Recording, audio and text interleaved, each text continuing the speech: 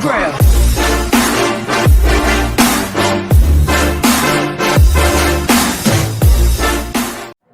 You, John Fitzgerald Kennedy, do solemnly swear I, John Fitzgerald Kennedy, do solemnly swear that you will faithfully execute the office of President of the United States that I will faithfully execute the office of President of the United States and will, to the best of your ability, and will, to the best of my ability, preserve, protect, and defend the Constitution of the United States. preserve, protect, and defend the Constitution of the United States. So help you God. So help me God.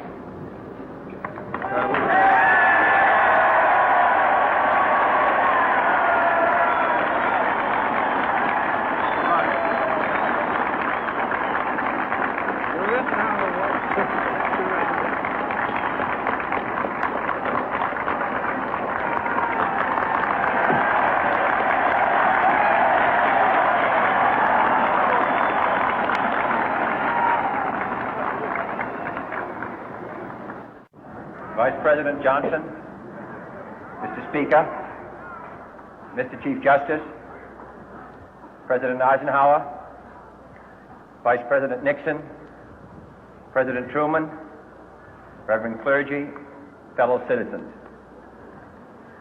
We observe today not a victory of party, but a celebration of freedom, symbolizing an end as well as a beginning, signifying renewal as well as change. For I have sworn before you and Almighty God the same solemn oath our forebears prescribed nearly a century and 3/4 ago. The world is very different now, for man holds in his mortal hands the power to abolish all forms of human poverty and all forms of human life. And yet the same revolutionary beliefs for which our forebears fought are still at issue around the globe. The belief that the rights of man come not from the generosity of the state, but from the hand of God. We dare not forget today that we are the heirs of that first revolution. Let the word go forth from this time and place to friend and foe alike that the torch has been passed to a new generation of Americans born in this century, tempered by war, disciplined by a hard and bitter peace, proud of our ancient heritage, and unwilling to witness or permit the slow undoing of those human rights to which this nation has always been committed and to which we are committed today at home and around the world.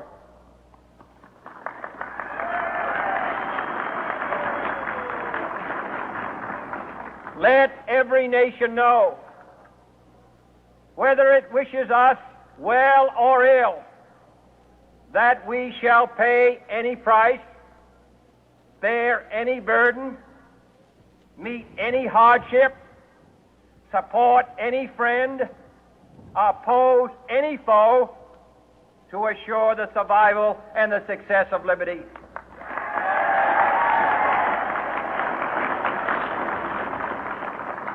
This much we pledge and more. To those old allies whose cultural and spiritual origins we share, we pledge the loyalty of faithful friends.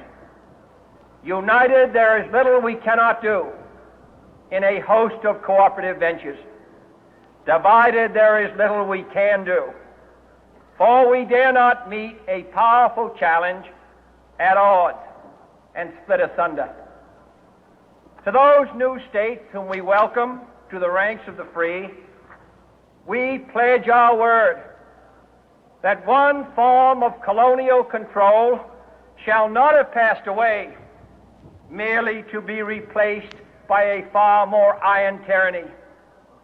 We shall not always expect to find them supporting our view, but we shall always hope to find them strongly supporting their own freedom, and to remember that in the past, those who foolishly sought power by riding the back of the tiger ended up inside.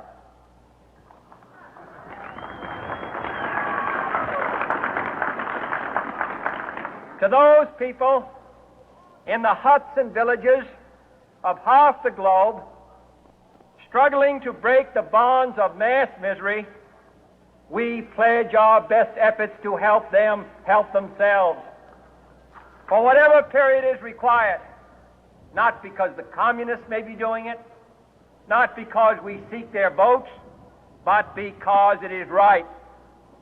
If a free society cannot help the many who are poor, it cannot save the few who are rich.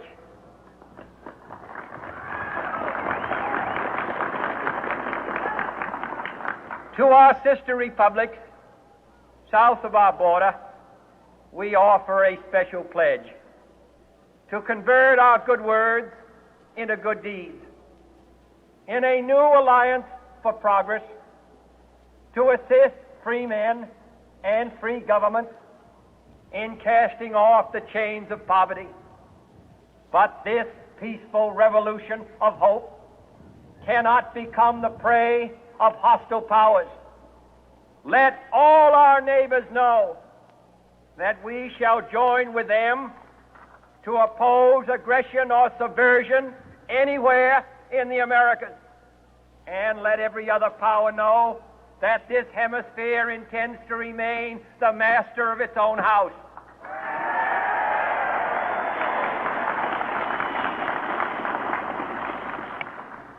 To that World Assembly of Sovereign States, the United Nations, our last best hope, in an age where the instruments of war have far outpaced the instruments of peace, we renew our pledge of support to prevent it from becoming merely a forum for invective, to strengthen its shield of the new and the weak, and to enlarge the area in which its writ may run.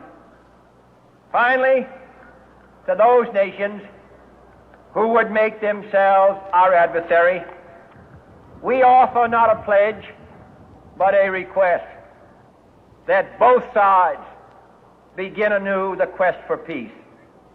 Before the dark powers of destruction, unleashed by science, engulf all humanity in planned or accidental self-destruction, we dare not tempt them with weakness, for only when our arms are sufficient beyond doubt can we be certain beyond doubt that they will never be employed. But neither can two great and powerful groups of nations take comfort from our